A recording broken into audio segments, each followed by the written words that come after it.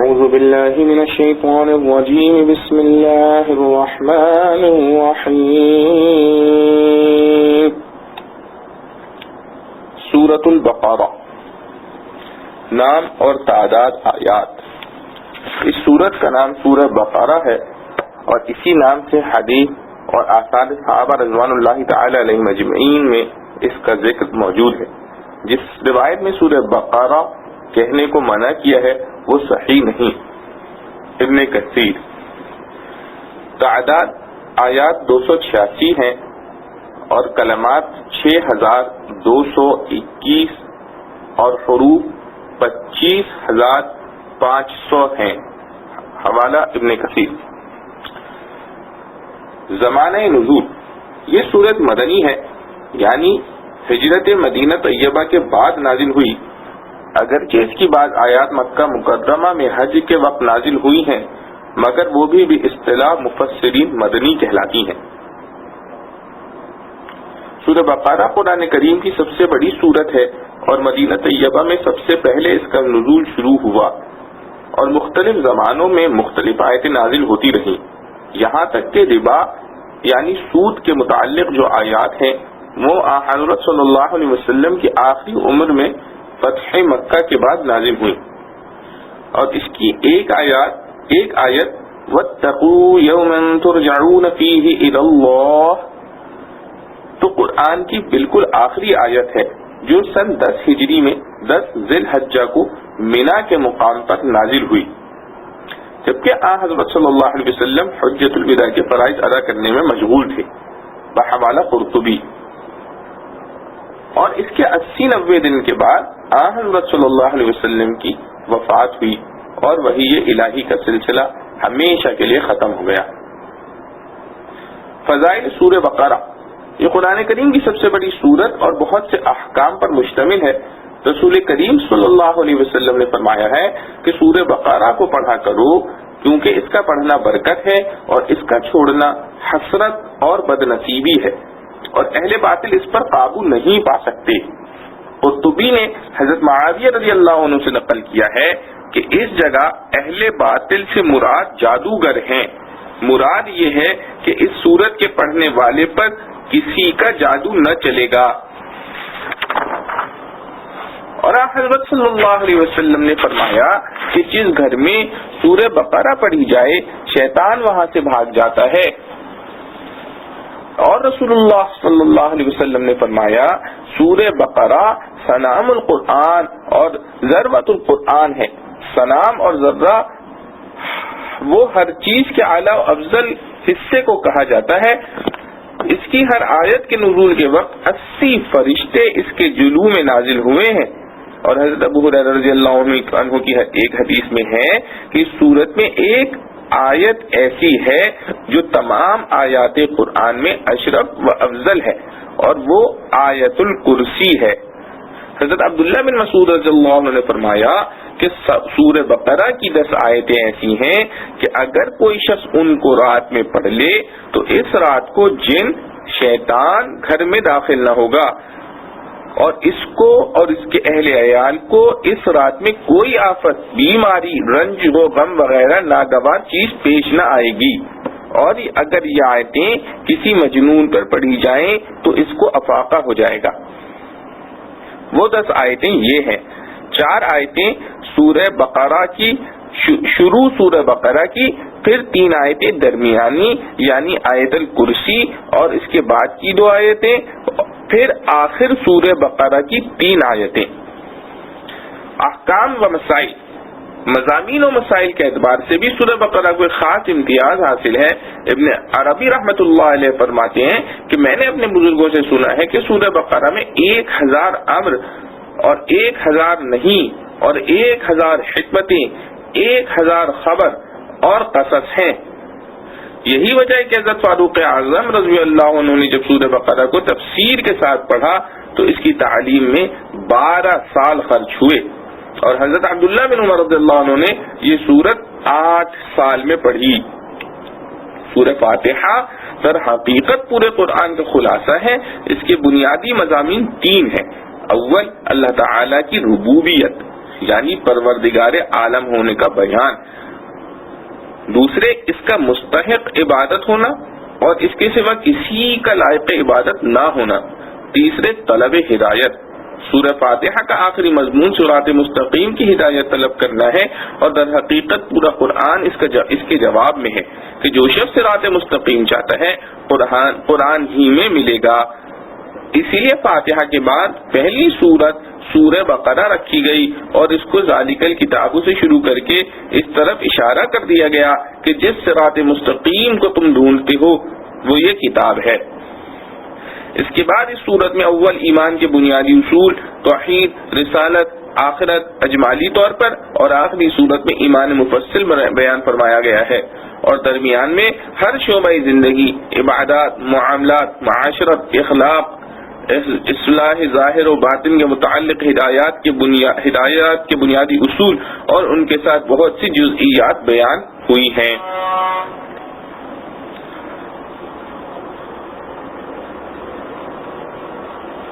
سورۃ البقرہ، سورہ بقرہ مدنی ہے، اس میں 286 آیتیں ہیں اور 40 رکوع۔ بسم اللہ الرحمن الرحیم، الف لام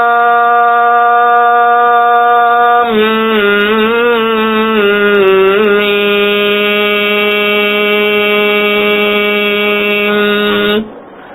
ذالک الکتاب لا ریب فیہ هدى للمتقين الذين يؤمنون بالغيب ويقيمون الصلاة ومما رزقناهم ينفقون والذين يؤمنون بما أنزل إليك وما أنزل من قبلك وبالآخرة هم يوقنون أولئك على هدى من ربهم وأولئك هم المفلحون۔ شروع اللہ کے نام سے جو بے حد مہربان نہایت رحم والا ہے۔ اس کتاب میں کچھ شک نہیں، راہ بتلاتی ہے ڈرنے والوں کو جو کہ یقین کرتے ہیں بے دیکھی چیزوں کا اور قائم رکھتے ہیں نماز کو، اور جو ہم نے روزی دی ہے ان کو اس میں سے خرچ کرتے ہیں، اور وہ لوگ جو ایمان لائے اس پر کہ جو کچھ نازل ہوا تیری طرف اور اس پر کہ جو کچھ نازل ہوا تجھ سے پہلے، اور آخرت کو وہ یقینی جانتے ہیں، وہی لوگ ہیں ہدایت پر اپنے پروردگار کی طرف سے، اور وہی ہیں مراد کو پہنچنے والے۔ خلاصہ تفسیر، یہ کتاب ایسی ہے جس میں کوئی شبہ نہیں، یعنی قرآن کے من جانب اللہ ہونے میں کسی شبے کی گنجائش نہیں، اگرچہ کوئی نافہم اس میں شبہ رکھتا ہو، کیونکہ یقینی بات کسی کے شبہ کرنے سے بھی حقیقت میں یقینی ہی رہتی ہے۔ راہ بتلانے والی ہے خدا سے ڈرنے والوں کو جو یقین لاتے ہیں چھپی ہوئی چیزوں پر، یعنی جو چیزیں ان کے حواس و عقل سے پوشیدہ ہیں، صرف اللہ و رسول صلی اللہ علیہ وسلم کے فرمانے سے اس کو صحیح مان لیتے ہیں اور قائم رکھتے ہیں۔ نماز کو قائم رکھنا یہ ہے کہ اس کو پابندی کے ساتھ اس کے وقت میں پورے شرائط و ارکان کے ساتھ ادا کریں، اور جو کچھ ہم نے ان کو دیا ہے اس میں سے خرچ کرتے ہیں، یعنی نیک کاموں میں۔ اور وہ لوگ ایسے ہیں کہ یقین رکھتے ہیں اس کتاب پر بھی جو آپ کی طرف اتاری گئی ہے، اور ان کتابوں پر بھی جو آپ سے پہلے اتاری جا چکی ہیں۔ مطلب یہ ہے کہ ان کا ایمان قرآن پر بھی ہے اور پہلی کتابوں پر بھی۔ اور ایمان سچا سمجھنے کو کہتے ہیں، عمل کرنا دوسری بات ہے۔ جتنی کتابیں اللہ نے پہلے انبیاء علیہ الصلوۃ والسلام پر نازل فرمائی ہیں ان کو سچا سمجھنا فرض اور شرط ایمان ہے، یعنی یہ سمجھے کہ جس طرح اللہ تعالی نے نازل فرمائی تھی وہ صحیح ہے، خود غرض لوگوں نے جو اس میں تبدیل و تحریف کی ہے وہ غلط ہے، رہ گیا عمل سو وہ صرف قرآن پر ہوگا، پہلی کتابیں سب منسوخ ہو گئیں، ان پر عمل جائز نہیں۔ اور آخرت پر بھی وہ لوگ یقین رکھتے ہیں، بس یہ لوگ ٹھیک ہیں، ٹھیک راہ پر جو ان کے پروردگار کی طرف سے ملی ہے، اور یہ لوگ ہیں پورے کامیاب۔ یعنی ایسے لوگوں کو دنیا میں تو یہ نعمت ملی کہ راہ حق ملی اور آخرت میں ہر طرح کی کامیابی ان کے لیے ہے۔ حل لغات، ذالک کسی دور کی چیز کی طرف اشارے کے لیے استعمال ہوتا ہے، غیب شک و شبہ، ہدن ہدایت سے بنا ہے اور ہدایت کے معنی رہنمائی، متقین جن میں صفت تقوی ہو، تقوی کے لفظی معنی بچنے کے ہیں، مراد اللہ تعالی کی نافرمانی سے بچنا ہے۔ غیب لفظی معنی ہر وہ چیز جو انسان کی نظر اور دوسرے حواس سماعت وغیرہ سے باہر ہو۔ یقیمون اقامت سے بنا ہے جس کے معنی سیدھا کرنے کے ہیں، اور نماز کا سیدھا کرنا یہ ہے کہ آداب اور خشوع و خضوع کے ساتھ ادا کی جائے۔ رزقناہم رزق سے بنا ہے جس کی معنی ہے روزی اور گزارے کا سامان دینا۔ ينفقون انفاق سے بنا ہے خرچ کرنے کے معنی میں آتا ہے۔ آخرہ لغت میں مؤخر اور بعد میں آنے والی چیز کو آخرت کہا جاتا ہے۔ اس جگہ عالم دنیا کے مقابلے میں عالم آخرت بولا گیا۔ یقینون ایقان سے ہے اور وہ یقین سے بنا ہے، اور یقین اس کو کہتے ہیں جس میں کسی شک و شبے کی گنجائش نہ ہو۔ مفلحون افلاح سے اور وہ فلاح سے بنا ہے، فلاح کے معنی پوری کامیابی۔ معارف و مسائل، حروف مقطعہ میں جو بہت سی صورتوں کے شروع میں آتے ہیں ان کی تحقیق۔ الف لام میم، بہت سی صورتوں کے شروع میں چند حرفوں سے مرکب ایک کلمہ لایا گیا ہے، جیسے الف لام میم حامیم، الف لام میم صاد وغیرہ، ان کو اصطلاح میں حروف مقطعہ کہا جاتا ہے۔ ان میں سے ہر حرف جدا جدا ساکن پڑھا جاتا ہے۔ الف لام میم حروف مقطعہ جو اوائل سور میں آئے ہیں ان کے متعلق بعض مفسرین نے فرمایا کہ یہ ان صورتوں کے نام ہیں۔ بعض حضرات نے فرمایا کہ اسماء الہیہ کے رموز ہیں، مگر جمہور صحابہ رضوان اللہ علیہم اجمعین متابعین رحمۃ اللہ علیہ اور علماء امت کے نزدیک راجح یہ ہے کہ یہ حروف رموز اور اسرار ہیں جس کا علم سوائے خدا تعالی کے کسی کو نہیں، اور ہو سکتا ہے کہ رسول کریم صلی اللہ علیہ وسلم کو اس کا علم بطور ایک راز کے دیا گیا ہو جس کی تبلیغ امت کے لیے روک دی گئی ہو، اسی لیے حضرت صلی اللہ علیہ وسلم سے ان حروف کی تفسیر و تشریح میں کچھ منقول نہیں۔ امام تفسیر قرطبی رحمۃ اللہ علیہ نے اپنی تفسیر میں اسی کو اختیار فرمایا ہے۔ ان کے بیان کا خلاصہ یہ ہے کہ عامر شعبی، سفیان ثوری رحمۃ اللہ علیہ اور ایک جماعت محدثین نے فرمایا ہے کہ ہر آسمانی کتاب میں اللہ تعالیٰ کے کچھ خاص رموز و اسرار ہوتے ہیں، اسی طرح یہ حروف مقطعہ قرآن میں حق تعالیٰ کا راز ہیں، اس لیے یہ ان متشابہات میں سے ہیں جن کا علم صرف حق تعالیٰ ہی کو ہے۔ ہمارے لیے ان میں بحث و گفتگو بھی جائز نہیں، مگر اس کے باوجود وہ ہمارے فائدے سے خالی نہیں۔ اول تو ان پر ایمان لانا، پھر ان کا پڑھنا ہمارے لیے ثواب عظیم ہے، دوسرے ان کے پڑھنے کے معنوی فوائد و برکات ہیں جو اگرچہ ہمیں معلوم نہ ہو مگر غیب سے وہ ہمیں پہنچتے ہیں۔ پھر فرمایا حضرت صدیق اکبر رضی اللہ عنہ، فاروق اعظم رضی اللہ عنہ، عثمان غنی رضی اللہ عنہ، علی مرتضی رضی اللہ عنہ، عبداللہ بن مسعود رضی اللہ عنہ وغیرہ جمہور صحابہ رضوان اللہ علیہم اجمعین کا ان حروف کے متعلق یہی عقیدہ تھا کہ یہ اللہ تعالیٰ کے اسرار ہیں، ہمیں ان پر ایمان لانا چاہیے کہ اللہ تعالیٰ کی طرف سے آئے ہیں، اور جس طرح آئے ہیں ان کی تلاوت کرنا چاہیے، مگر معنی معلوم کرنے کی فکر میں پڑنا درست نہیں۔ ابن کثیر رحمۃ اللہ علیہ نے بھی قرطبی وغیرہ سے نقل کر کے اسی مضمون کو ترجیح دی ہے، اور بعض اکابر علماء سے جو ان حروف کے معنی منقول ہیں اس سے صرف تمثیل و تنبیہ اور تسہیل مقصود ہے، یہ نہیں کہ مراد حق تعالی یہ ہے۔ اس کو بھی غلط کہنا تحقیق علماء کے خلاف ہے۔ ذالک الکتاب لا ریب فیہ، لفظ ذالک کسی دور کی چیز کی طرف اشارے کے لیے آتا ہے، اور کتاب سے مراد قرآن کریم ہے۔ ریب کے معنی شک و شبہ، معنی یہ ہے کہ یہ کتاب ایسی ہے جس میں کوئی شک و شبہ نہیں، یہ موقع بظاہر اشارہ بعید کا نہیں تھا، کیونکہ اسی قرآن کی طرف اشارہ کرنا مقصور ہے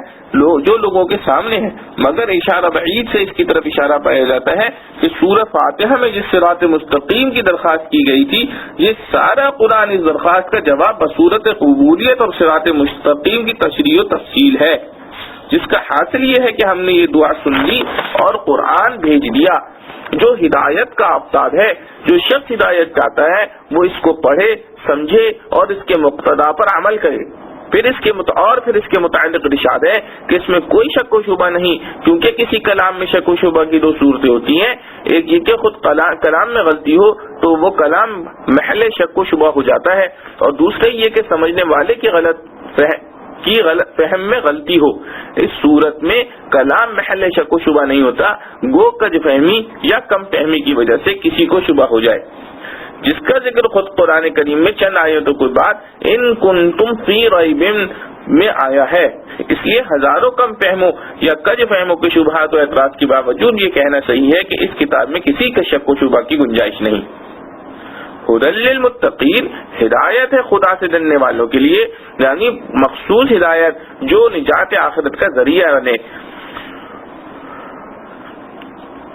وہ متقین ہی کا حصہ ہے۔ ہدایت ہے خدا سے ڈرنے والوں کے لیے، یعنی مخصوص ہدایت جو نجات آخرت کا ذریعہ بنے، وہ متقین ہی کا حصہ ہے۔ اگرچہ قرآن کی ہدایت نہ صرف نوع بشر کے لیے بلکہ تمام کائنات عالم کے لیے عام ہے۔ سورہ فاتحہ کی تفسیر میں بیان ہو چکا ہے کہ ہدایت کے 3 درجے ہیں، ایک درجہ تمام نوع انسان بلکہ تمام حیوانات وغیرہ کے لیے بھی عام اور شامل ہے، دوسرا درجہ مومنین کے لیے خاص، اور تیسرا درجہ مقربین خاص کے لیے مخصوص ہے۔ پھر اس کے درجات کی کوئی حد و انتہا نہیں۔ قرآن کریم کے مختلف مواقع میں کہیں ہدایت عامہ کا ذکر آیا ہے، کہیں ہدایت خاصہ کا، اس جگہ ہدایت خاصہ کا ذکر ہے، اس لیے متقین کی تخصیص کی گئی ہے۔ اس پر یہ شبہ نہیں ہونا چاہیے کہ ہدایت کی زیادہ ضرورت تو ان لوگوں کو ہے جو متقی نہیں، کیونکہ مذکورہ تحقیق سے معلوم ہو گیا کہ اس جگہ متقین کی خصوصیت سے یہ لازم نہیں آتا کہ قرآن غیر متقی لوگوں کے لیے ہدایت نہیں ہے۔ متقین کی خاص صفات، اس کے بعد 2 آیتوں میں متقین کی مخصوص صفات اور علامات بیان کر کے یہ بتلا دیا گیا ہے کہ یہ جماعت ہدایت یافتہ ہے، انہی کا راستہ صراط مستقیم ہے۔ جس کو سیدھا راستہ مطلوب ہو اس جماعت میں شامل ہو جائے، ان کے ساتھ رہے، ان کے عقائد و نظریات اور اعمال و اخلاق کو اپنا نصب العین بنائے۔ شاید یہی وجہ ہے کہ متقین کی مخصوص صفات بیان کرنے کے بعد ارشاد ہوا ہے اولئک علی ھدی من ربہم واولئک ھم المفلحون،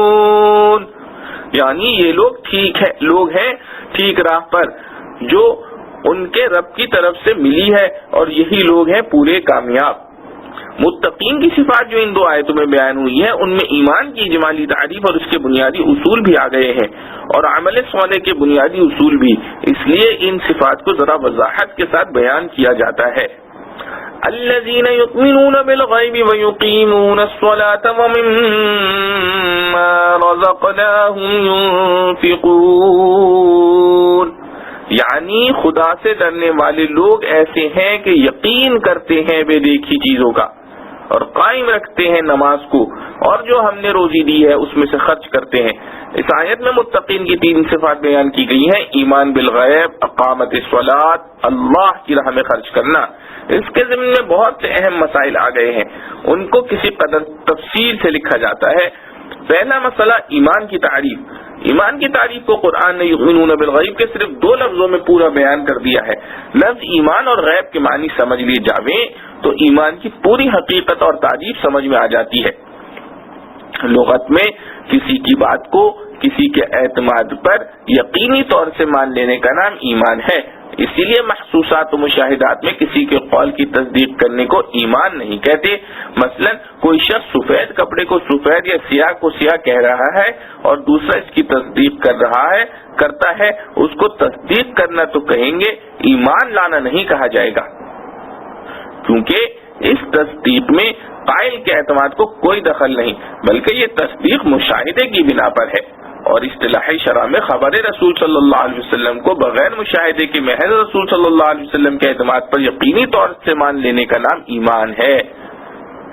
لفظ غیب لغت میں ایسی چیزوں کے لیے بولا جاتا ہے جو نہ بدیہی طور پر انسان کو معلوم ہو اور نہ انسان کے حواس خامسہ اس کا پتہ لگا سکے، یعنی نہ وہ آنکھ سے نظر آئے، نہ کان سے سنائی دے، نہ ناک سے سونگ کر یا زبان سے چکھ کر ان کا علم ہو سکے، اور نہ ہاتھ سے چھو کر ان کو معلوم کیا جا سکے۔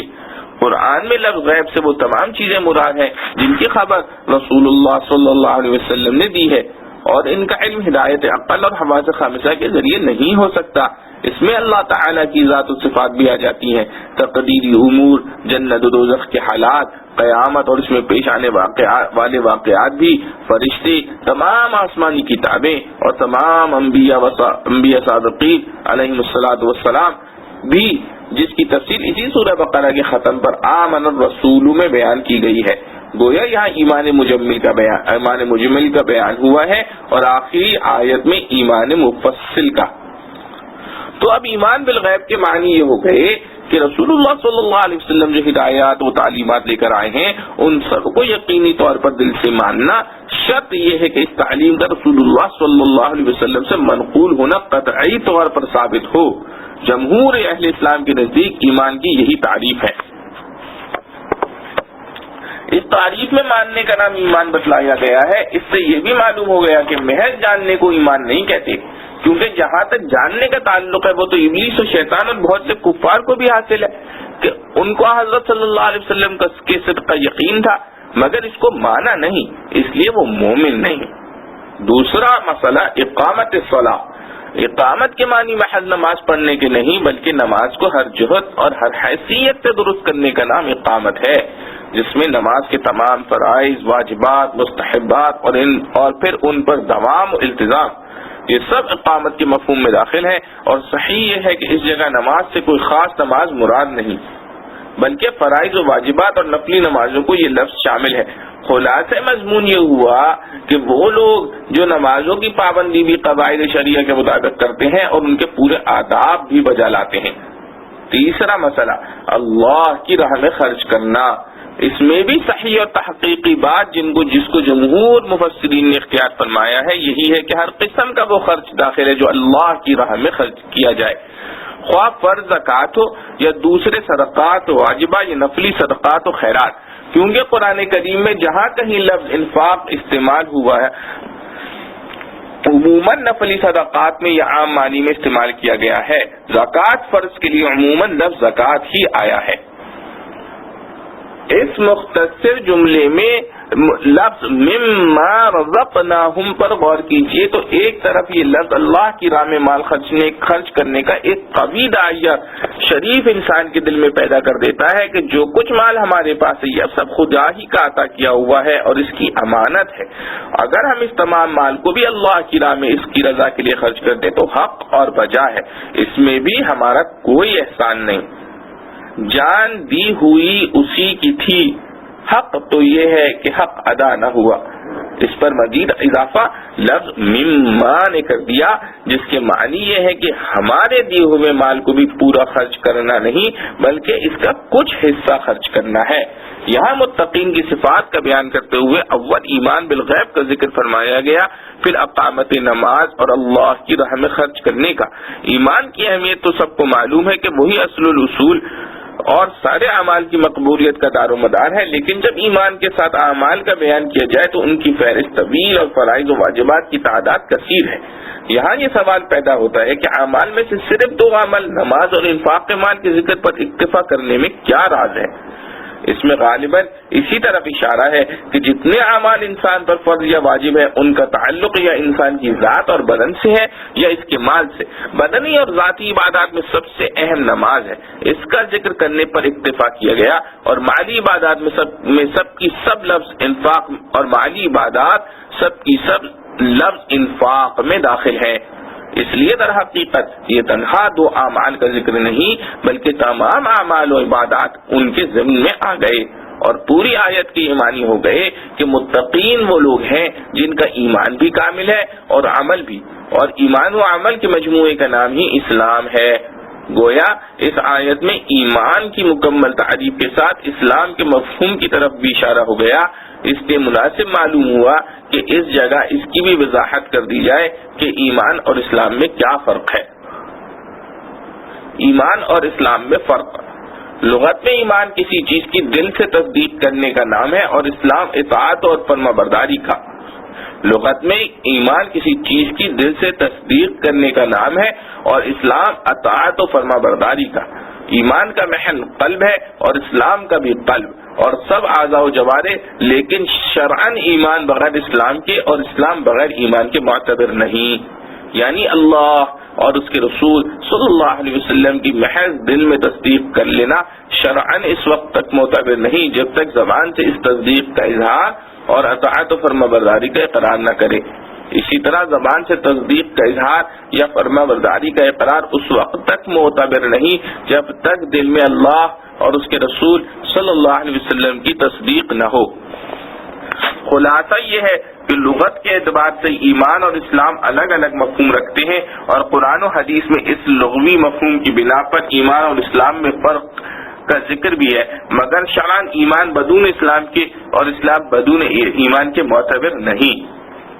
جب اسلام یعنی ظاہری اقرار و فرما برداری کے ساتھ دل میں ایمان نہ ہو تو اس کو قرآن کی اصطلاح میں نفاق کا نام دیا گیا ہے اور اس کو کھلے کفر سے زیادہ شدید جرم ٹھہرایا ہے. ان المنافقین فی الدرک الاسفل من النار، یعنی منافقین جہنم کے سب سے نیچے کے طبقے میں رہیں گے. اسی طرح ایمان یعنی تصدیق قلبی کے ساتھ اگر اقرار و اطاعت نہ ہو تو اس کو بھی قرآنی نصوص میں کفر ہی قرار دیا ہے. ارشاد ہے یعرفونہ کما یعرفون ابناءہم، یعنی یہ کفار رسول اللہ صلی اللہ علیہ وسلم اور آپ صلی اللہ علیہ وسلم کی حقانیت کو ایسے یقینی طور طریق پر جانتے ہیں جیسے اپنے بیٹوں کو جانتے ہیں. اور دوسری جگہ ارشاد ہے وَجَحَدُوا بِهَا وَاسْتَيْقَنَتْهَا أَنفُسُهُمْ ظُلْمًا وَعُلُوًّا، یعنی یہ لوگ ہماری آیات کا انکار کرتے ہیں حالانکہ ان کے دلوں میں ان کا یقین کامل ہے اور ان کی یہ حرکت محض ظلم و تکبر کی وجہ سے ہے. میرے استاد محترم حضرت العلامہ سید محمد انور شاہ کشمیری رحمۃ اللہ علیہ اس مضمون کو اس طرح بیان فرماتے تھے کہ ایمان اور اسلام کی مسافت ایک ہے، فرق صرف ابتدا و انتہا میں ہے. یعنی ایمان قلب سے شروع ہوتا ہے اور ظاہر عمل پر پہنچ کر مکمل ہوتا ہے، اور اسلام ظاہر عمل سے شروع ہوتا ہے اور قلب پر پہنچ کر مکمل سمجھا جاتا ہے. اگر تصدیق قلبی ظاہری اقرار اور اطاعت تک نہ پہنچے وہ تصدیق ایمان معتبر نہیں. اسی طرح اگر ظاہری اطاعت و اقرار تصدیق قلبی تک نہ پہنچے تو وہ اسلام معتبر نہیں. امام غزالی رحمۃ اللہ علیہ اور امام سبکی رحمۃ اللہ علیہ کی بھی یہی تحقیق ہے، اور امام ابن حمام نے مصابرہ میں اس تحقیق میں تمام اہل آپ کا اتفاق ذکر کیا ہے. والذین یؤمنون بما انزل الیک وما انزل من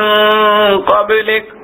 وبالآخرۃ هم یوقنون، یعنی متقین ایسے ہیں کہ ایمان رکھتے ہیں اس کتاب پر بھی جو آپ صلی اللہ علیہ وسلم کی طرف اتاری گئی اور ان کتابوں پر بھی جو آپ صلی اللہ علیہ وسلم سے پہلے اتاری جا چکی ہیں، اور آخرت پر بھی وہی لوگ یقین رکھتے ہیں. اس آیت میں متقین کی باقی صفات کا بیان ہے جس میں ایمان بالغیب کی کچھ تفصیل اور ایمان بالآخرت کا ذکر ہے. حضرت عبداللہ بن مسعود رضی اللہ عنہ اور حضرت عبداللہ بن عباس رضی اللہ عنہم نے اس کی تفسیر میں فرمایا ہے کہ عہد رسالت صلی اللہ علیہ وسلم میں مومنین متقین دو طرح کے حضرات تھے.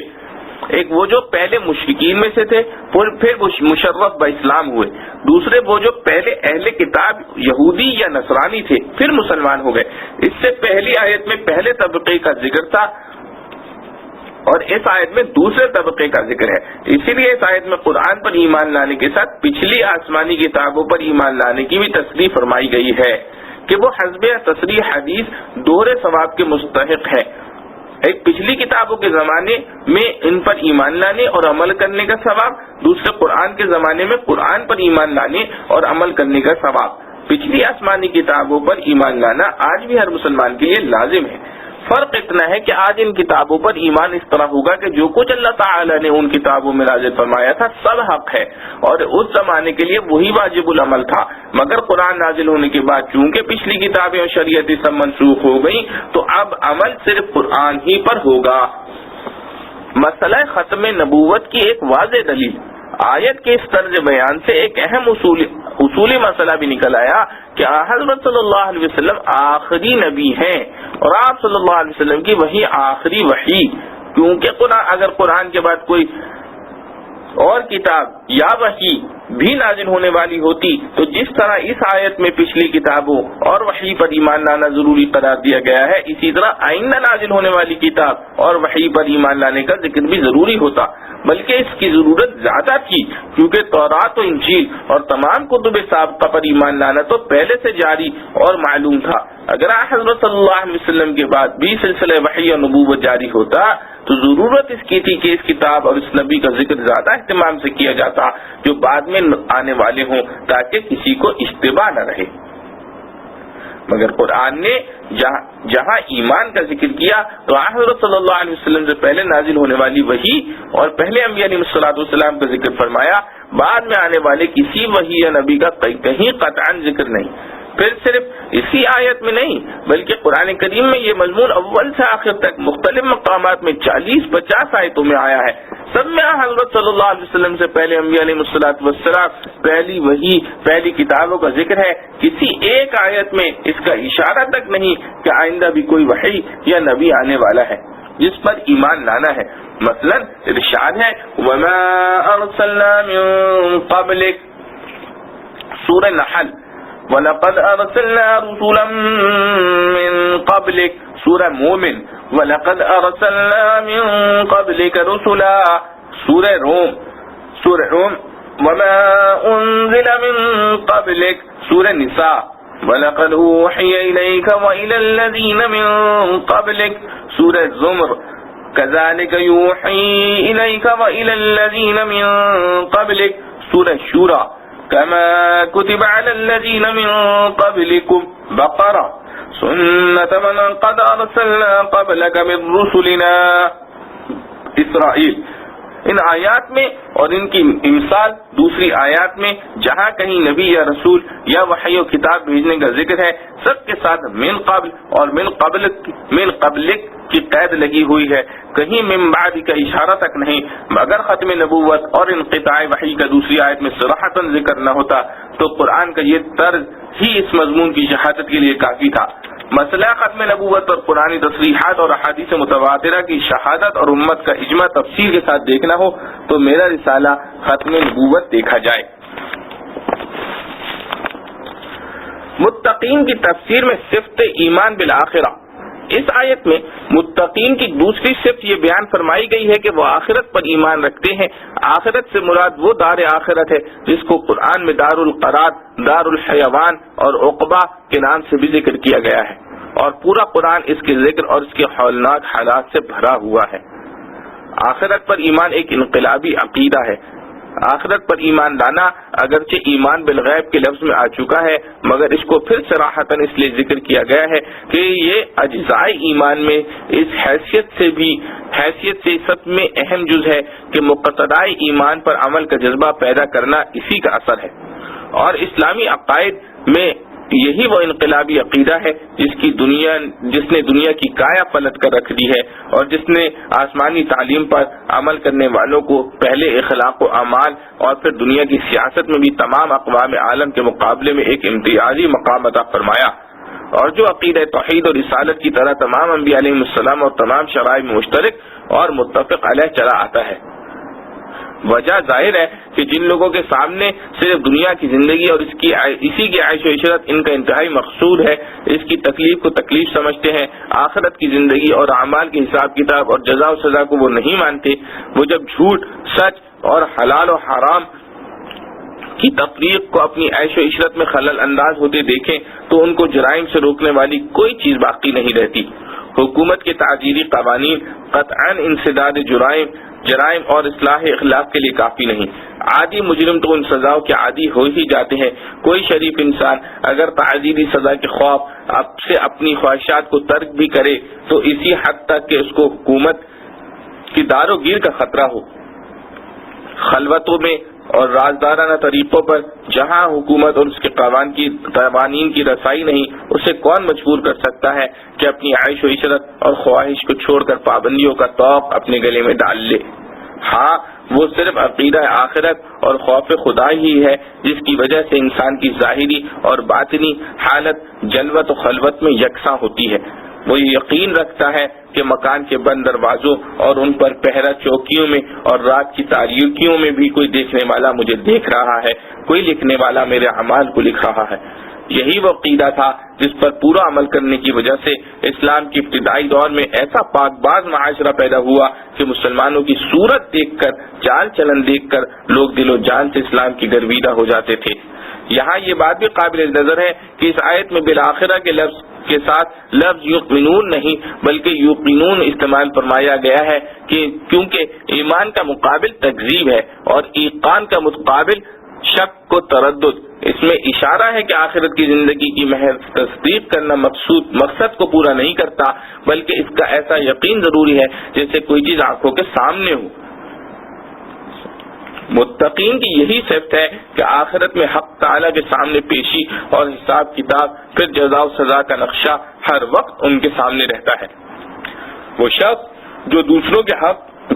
غصب کرنے کے لیے جھوٹے مقدمے لڑتا ہے، جھوٹی گواہی دے رہا ہے، اللہ تعالیٰ کے فرمان کے خلاف حرام مال کمانے اور کھانے میں لگا ہوا ہے، یا دنیا کے ذلیل مقاصد حاصل کرنے کے لیے خلاف شرع ذرائع اختیار کر رہا ہے،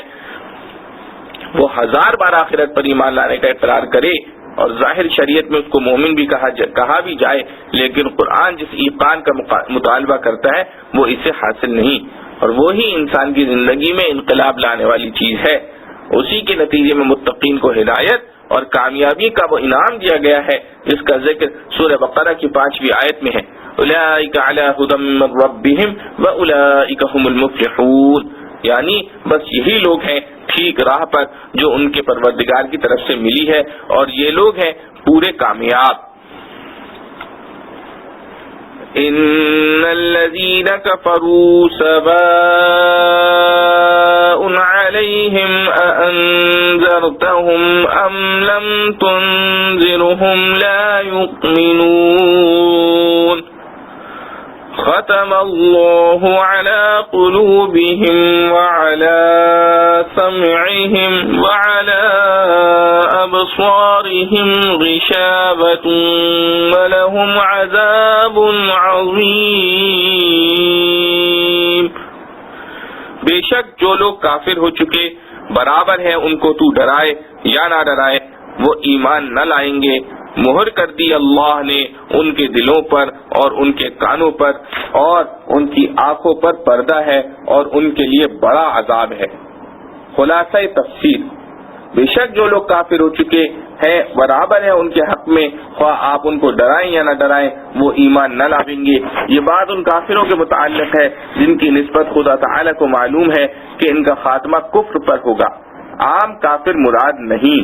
ان میں بہت سے لوگ بعد میں مسلمان ہو گئے. بند لگا دیا ہے اللہ نے ان کے دلوں پر اور ان کے کانوں پر اور ان کی آنکھوں پر پردہ ہے اور ان کے لیے سزا بڑی ہے.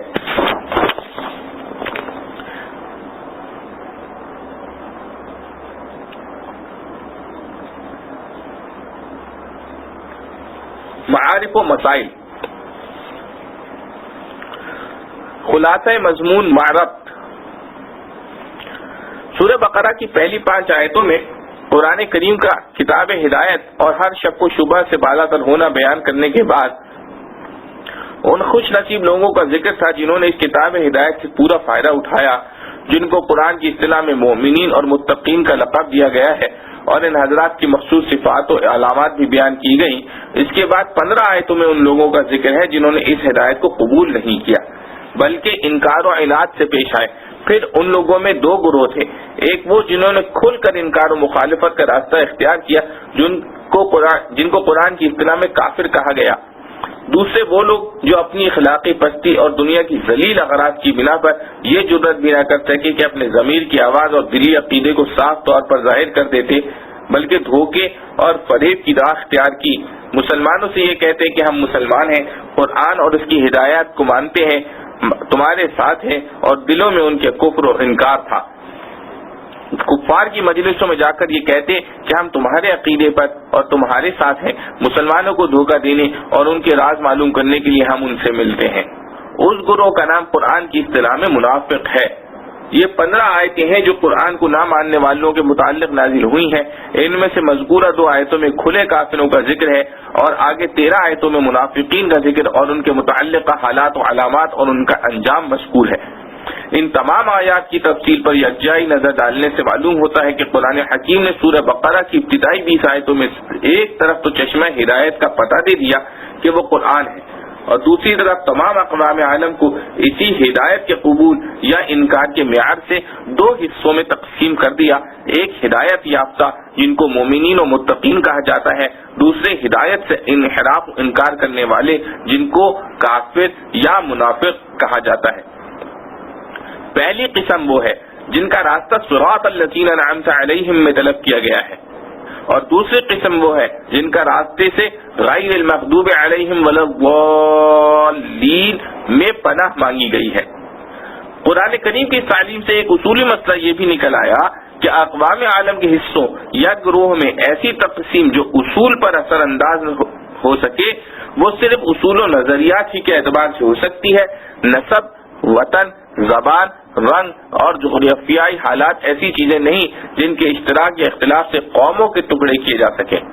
قرآن کریم کا اس بارے میں واضح فیصلہ بھی سورہ تغابن میں مذکور ہے، خلقکم فمنکم کافر ومنکم مؤمن، یعنی اللہ تعالیٰ نے تم سب کو پیدا کیا، پھر کچھ لوگ تم میں سے مومن اور کچھ کافر ہو گئے۔ مذکور صدر 2 آیتوں میں اللہ تعالیٰ نے ان کافروں کا ذکر فرمایا ہے جو اپنے کفر و انکار میں ضد اور عناد تک پہنچ گئے تھے، اور اس ضد کی وجہ سے وہ کسی حق بات کو سننے اور روشن دلیل کو دیکھنے کے لیے بھی تیار نہ تھے۔ ایسے لوگوں کے بارے میں سنت اللہ یہی ہے کہ ان کو ایک سزا اسی جہاں میں نقد یہ دی جاتی ہے کہ ان کے دلوں پر مہر لگا دی جاتی ہے، کانوں آنکھوں کو حق و صدق کے قبول کرنے سے بند کر دیا جاتا ہے، ان کا حال حق و صدق کے بارے میں ایسا ہو جاتا ہے کہ گویا نہ ان کو سمجھنے کی عقل، نہ دیکھنے کے لیے آنکھیں، نہ سننے کے لیے کان۔ آخر آیت میں ایسے لوگوں کا عذاب عظیم میں مبتلا ہونا ذکر کیا گیا ہے۔ کفر کی تعریف، کفر کے لفظی معنی چھپانے کے ہیں۔ ناشکری کو بھی کفر اس لیے کہتے ہیں کہ مومن کو محسن کے احسان کو چھپانا ہے۔ اصطلاح شریعت میں جن چیزوں پر ایمان لانا فرض ہے ان میں سے کسی چیز کے انکار کا نام کفر ہے۔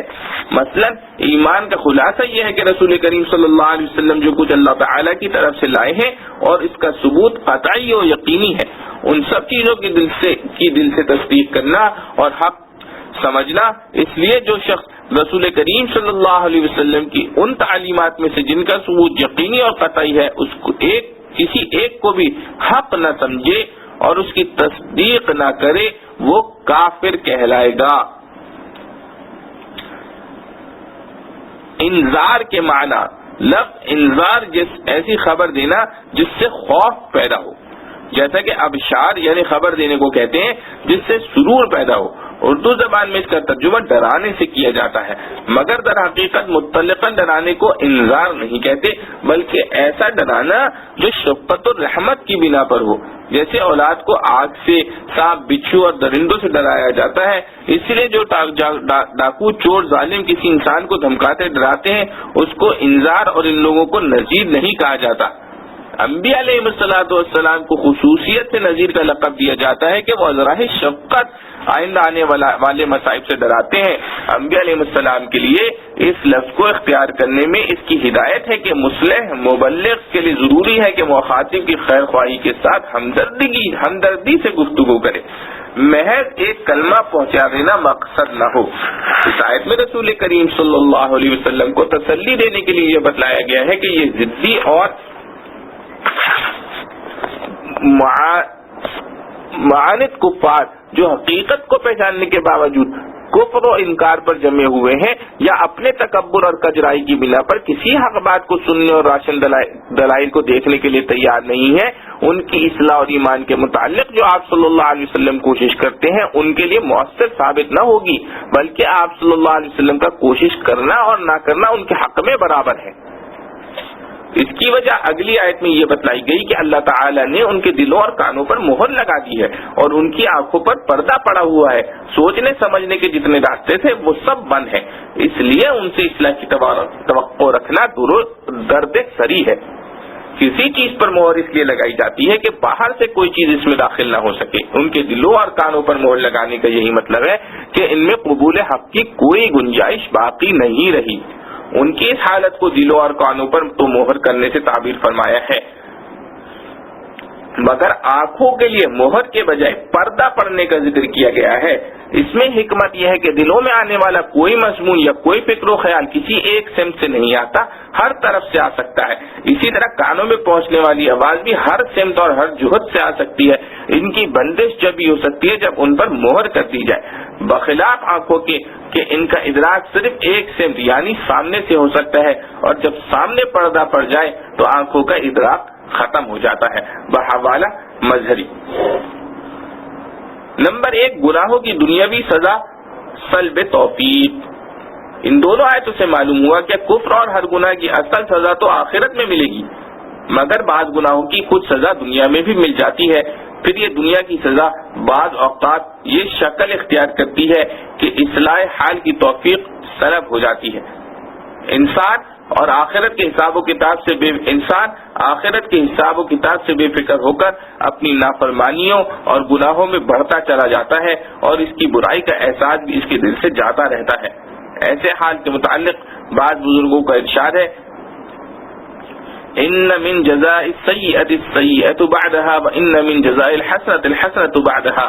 یعنی گناہ کی ایک سزا یہ بھی ہوتی ہے کہ ایک گناہ دوسرے گناہ کو کھینچ لاتا ہے، جس طرح نیکی کا نقد بدلہ یہ بھی ہوتا ہے کہ ایک نیکی دوسری نیکی کو کھینچ لاتی ہے۔ اور حدیث میں ہے کہ انسان جب کوئی گناہ کرتا ہے تو اس کے قلب پر ایک سیاہ نقطہ لگ جاتا ہے، اور جس طرح سفید کپڑے پر ایک سیاہ نقطہ انسان کو ناگوار نظر آتا ہے، پہلے نقطہ گناہ سے بھی انسان پریشان ہوتا ہے، لیکن اگر اس نے اس گناہ سے توبہ نہ کی اور دوسرا گناہ کر لیا تو ایک دوسرا نقطہ سیاہ لگ جاتا ہے، اور اسی طرح ہر گناہ پر سیاہ نقطے لگتے چلے جاتے ہیں، یہاں تک کہ یہ سیاہی سارے قلب پر محیط ہے، اور اب اس کا یہ حال ہو جاتا ہے کہ وہ نہ کسی اچھی چیز کو اچھا سمجھ سکتا ہے، نہ بری چیز کو برا، غرض نیکی بدی کا امتیاز اس کے دل سے اٹھ جاتا ہے۔ اور پھر فرمایا کہ اسی ظلمت و سیاہی کا نام قرآن کریم میں غان یا غین آیا ہے، کلا بل وان علی قلوبہم ما کانوا یکسبون۔ اور ترمذی نے سند صحیح کے ساتھ بروایت ابو ہریرہ رضی اللہ عنہ نقل کیا ہے کہ حضرت صلی اللہ تعالی علیہ وسلم نے فرمایا کہ انسان جب کوئی گناہ کرتا ہے تو اس کا دل سیاہ ہو جاتا ہے، پھر اگر وہ توبہ کر لے تو صاف ہو جاتا ہے۔ بحوالہ قرطبی۔ نمبر 2، نصیحت ناصح کے لیے ہر حال میں مفید ہے،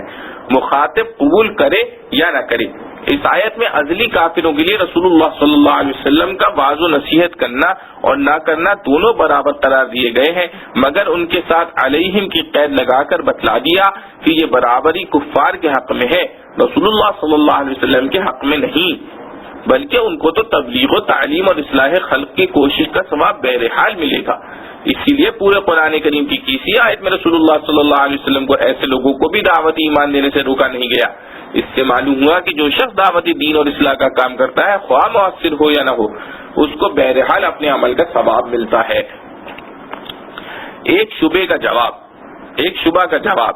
اس آیت کا مضمون وہی ہے جو سورہ مطففین کی اس آیت کا ہے، کلا بل وَعَنَ عَلَى قُلُوبِهِمْ مَا كَانُوا يَكْسِبُونَ، یعنی ایسا نہیں بلکہ ان کے دلوں پر ان کے اعمال کا زنگ بیٹھ گیا ہے، جس میں حقیقت واضح کر دی گئی ہے کہ ان کی بدعمالیاں اور سرکشی ہی ان کے دلوں کا زنگ بن گیا ہے۔ اسی زنگ کو آیت مذکورہ میں مہر یا پردے کے لفظوں سے تعبیر کیا گیا ہے، اس لیے اس پر یہ شبہ نہیں ہو سکتا کہ جب اللہ تعالیٰ نے ہی ان کے دلوں پر مہر کر دی اور حواس کو معوف کر دیا ہے تو یہ اپنے کفر میں معذور ہو گئے۔ پھر ان کو عذاب کیسا؟ وجہ یہ ہے کہ ان لوگوں نے شرارت و اناد کر کے باختیار خود اپنی استعداد برباد کر لی ہے، اس لیے تباہی استعداد کے فاعل اور مسبب یہ خود ہیں۔ البتہ اللہ تعالیٰ نے بندوں کے تمام افعال کے خالق ہونے کی حیثیت سے اس جگہ مہر کرنے کو اپنی طرف نسبت کر کے یہ بتلا دیا کہ جب ان لوگوں نے قبول حق کی صلاحیت اور استعداد کو اپنے اختیار سے تباہ کرنا چاہا تو سنت الہیہ کے مطابق ہم نے وہ بد استعداد کی کیفیت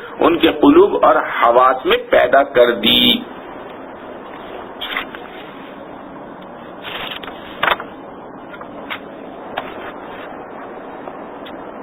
وآخر دعوانا ان الحمد للہ رب العالمین۔